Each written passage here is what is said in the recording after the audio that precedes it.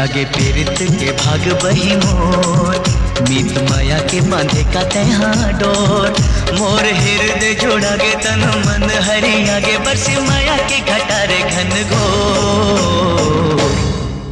तोर माया के मारे, तोर माया के मारे, तोर माया के मारे।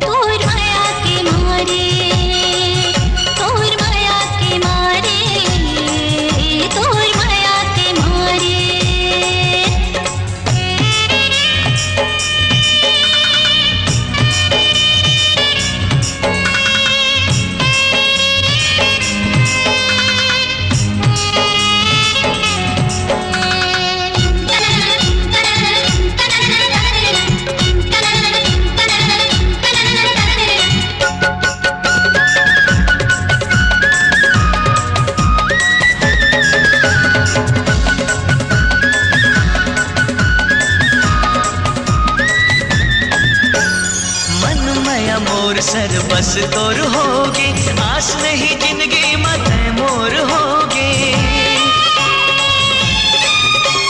छोड़ के प्रीत निर्मोही जन होवे, सुख के अमार चाहे दुख दुबर होवे।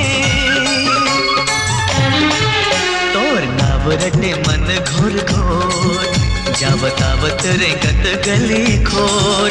सुध बुध पतरा गे मोर मन बई हागे, ये झंडा के तोर अछरा के छोर। तोर माया के मारे,